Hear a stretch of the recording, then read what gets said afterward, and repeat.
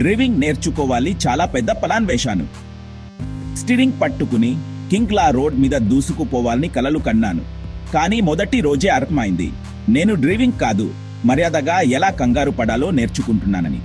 Hi guys, నా 5 రోజుల driving అడ్వెంచర్కి స్వాగతం.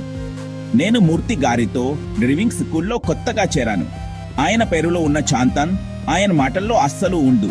ఆయన బీపీ పెంచడంలో ప్రో, కానీ సహనంలో కాదు. ఆయన పక్కన కూర్చుంటే చాలు నా గుండె స్పీడోమీటర్ కంటే వేగంగా కొట్టుకుంటుంది. మొదటి రోజు స్టీరింగ్, గేర్లు అన్నీ కొత్తగా ఉన్నాయి. యాక్సిలేటర్, బ్రేక్, క్లచ్ ఈ 3 నా జీవితాన్ని కంట్రోల్ చేస్తాయని అస్సలు ఊహించలేదు. నేను కీ తిప్పాను, ఇంజిన్ స్టార్ట్ అయ్యింది. నా గుండె వేగంగా కొట్టుకుంది. అప్పుడే నా జీవితంలోకి విలన్లా ఒక పెద్ద బస్సు కనిపించింది. అది నా వైపే వస్తున్నట్టు అనిపించింది. జస్ట్ ఒకకు భయపడకు. నేను యాక్సిలేటర్ తొబక్కాను, కానీ క్లచ్ వదలడం మర్చిపోయాను. కారు ఒక్కసారిగా ముందుకు దూకి ఆగిపోయింది. నా గుండె కూడా ఆగిపోయినంత పనైంది. క్లచ్ వదులు. ఫస్ట్ గేర్ లో నెమ్మదిగా వదలాలి. అదావ్ రోజు parallel parking. The driving test కాదు, నా సహనానికి పెట్టిన పరీక్ష. 2 కార్ల మధ్యలో నా కారుని పెట్టడానికి నేను పడ్డ కష్టం అంతా ఇంత కాదు. అరగంట తర్వాత మూర్తి గారు విసుగరా దెగు నేను పెట్టాను అన్నారు. నా సెల్ఫ్ రెస్పెక్ట్ మొత్తం ఆ పార్కింగ్ స్పాట్ లో ఇరుక్కుపోయింది.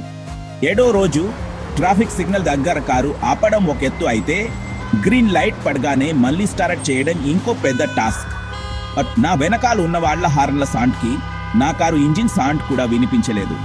10వ రోజు యూ టర్న్ చేస్తున్నాను. రోడ్డు బాలీగానే ఉంది, ఈజీగా తిప్పేయొచ్చు అనుకున్నా. స్టీరింగ్ మొత్తం తిప్పేశాను. కారు నెమ్మదిగా తిరుగుతోంది. అప్పుడే ఎక్కడి నుంచి వచ్చిందో తెలియదు, ఒక ఆహున టన్కి అడ్డు వచ్చింది. నేను కంగారులో బ్రేక్ బదులు యాక్సిలేటర్ తొక్కబోయి చివరికి కారు ఆపేశాను. హార్న్ కొట్టాలి, కానీ నా చేతులు వైపర్ స్విచ్ మీదకు వెళ్ళాయి. ఆ ఆవు ముందు నేను వైపర్ని అటు ఇటు ఆపి దాన్ని వెళ్ళమని సైక్ చేశాను. అది మాత్రం నన్ను వింతగా చూస్తూ నిలబడింది. 14వ రోజు రాత్రి వర్షంలో డ్రైవింగ్. వైపర్లు ఫుల్ స్పీడ్ లో ఉన్నా రోడ్డు మీద ఏమీ కనిపించడం లేదు. ఎదురుగా వచ్చే వాహనాల లైట్లు కడ్డను గుచ్చుతున్నాయి. ప్రతి క్షరం ఒక యుద్ధంలా అనిపించింది. ఫైనల్ గా టెస్ట్ రోజు వచ్చింది. నా కరుపులో సీతాకక్షలు కాదు, ఏకంగా డెన్నోసార్లు పరిగెడుతున్నాయి. ఎలాగో కష్టపడి ఆ దేవుడిదాయ్ మూర్తి గారి తిట్ల పుణ్యమా అని 15 రోజుల తర్వాత లైసెన్స్ చేతిలో ఉంది. ఆ క్షణం నేను ప్రపంచాన్ని జయించినంత ఆనందపడ్డాను. లైసెన్స్ వచ్చింది కదా అని ఎగరొద్దు.